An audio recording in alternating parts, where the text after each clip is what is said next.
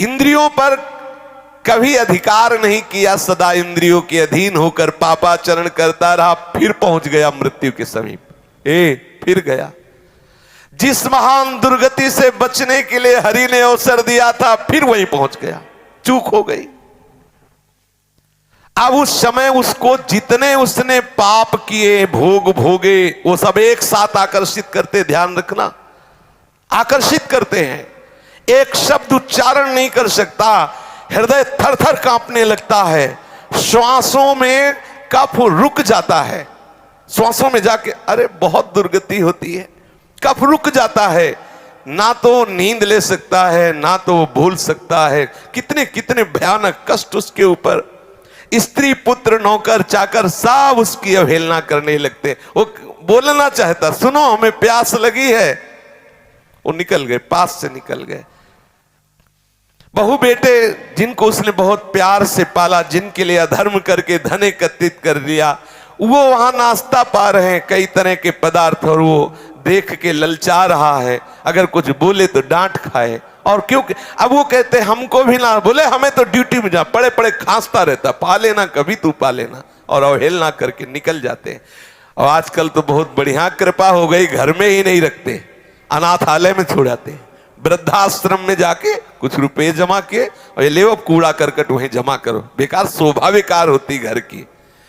जो भगवत स्वरूप वयोवृद्ध हैं, जिनकी सेवा करना हमारा परम धर्म है, उनको हम अनाथालय में भेज देते हैं। हाँ, क्यों? अब हमारी सो खराब होता है ना, दरवाजे में बैठे खांसता रहता है, थूकता रहता है। वीआईपी लोग हमारे मित्र हैं, ये वहीं तुम भी पहुंचोगे, वीआईपी वहीं पहुंचोगे। जो तुम अपने माता पिता बुजुर्गों का अपमान कर रहे हो, ठीक आप अपने लिए इंतजाम कर रहे हैं, अपने लिए इंतजाम कर रहे हैं। आहार विहार की भारी अंदर तृष्णा, बाहर कुछ है नहीं। परिवार के लोग डांटते हैं। हाँ, ये जवान बच्चे बूढ़े माता पिता को ऐसे डांटते हैं जैसे कोई बहुत घृणित नौकर से बात करता है, ऐसे चुप रहे, ऐसे डांट देते हैं। वो माता जिसने अपना वक्षा स्थल का दूध पिलाकर उसे बड़ा किया, जिसने उसे मल धोया, जिसने उसने अपने प्राणों की तरह पोषण किया, ठीक ऐसा जवाब देता है वही बालक जवान, उसका हृदय विदीर्ण हो जाता। मैंने तो आशा की थी ये कभी प्यार से और कभी पास बैठकर उनसे बात भी नहीं करता। वो भयंकर क्लेश में जलता है। जो जो उसने कर्म किए वो कर्म उसके ऊपर हावी होते हैं। अब लंबी लंबी सांस ले रहा, असमर्थ हो गया, कोई उपाय नहीं दिखाई दे रहा। मृत्यु काल का समय आ गया। अब उसका दम घुटने लगा, शरीर कांपने लगा, बार बार मूर्छा होने लगी। ऐसी अवस्था में उसका चिंतन फंसता है, मेरे धन का क्या होगा?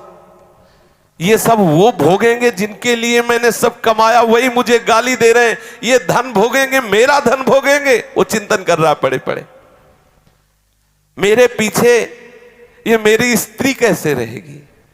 क्योंकि इसने जीवन भर हमें प्यार किया, अब वो भी वृद्ध है, इसकी पता नहीं बच्चे देख रेख करेंगे कि नहीं करेंगे। ये नौकर लोग पता नहीं हमारे परिवार का ख्याल करेंगे कि नहीं करेंगे। बड़ा बस यही चिंतन। एक ऐसे ही चिंतन किए, मरे तो कुत्ता बने आकर के, और अपने दरवाजे में छोटे पिल्ला बने। जब पत्नी को देखते कू कू करके, पत्नी लात मारती है वो, अब वो फिर उसकी तरफ तो लड़कों को बुलाती, ये दुष्ट डंडे मार को को करके भागता, ना रोटी मिलती है, वो घर की तरफ भागता, क्योंकि उसको ये था मेरा ही घर है ना। दुर्दशा होनी। छिपकली बन के दीवार में रंगोगे, घर वाले निकाल के मार डालेंगे, मारो इसको छिपकली, सांप मारो इसको, मारो, क्योंकि इसने भजन नहीं किया, अब आके घर में रहना चाहता है। ममता जनित चिंताओं से वो मरणासन मनुष्य व्याकुल हो जाता है। महाबलशाली भगवान यमराज के पार्षद जो भयंकर देह, केवल लघु शंका छूट जाती उनको देखने से। इतने भयंकर हैं यमदूत, ऐसे थोड़ी है। देखने से जब आके घुर्राते हैं तो लघु शंका छूट जाती है, घुरघुराहट शुरू हो जाती है। अब कभी भजन किया नहीं तो सर्व समर्थ श्री हरि प्रिया का याद नहीं आया, स्मरण नहीं आया, नहीं वो बचा लेते। आंखें उलट गईं, तालु कंठ ओठ सूख गए, भीषण यंत्रणा, बार बार हाथ पैर पटकता है, कंठ रुक जाता है, श्वास की गति रुक गई, गले में कफ आके अटक गया और यमराज के दूध पिटाई शुरू किए, निकल बाहर इस घर से, मिला था ये शरीर तेरे को भजन करने के लिए, अपराध के अब चल, तुझे हम दिखाते हैं उसका परिणाम क्या होता है। अब वो बड़ा व्याकुल, यम किंकरों की मार से व्याकुल होकर प्राण निकलते हैं, ऐसे नहीं निकलते। मृत्यु के समय अपार कष्ट सहता हुआ वो प्राण त्यागता है।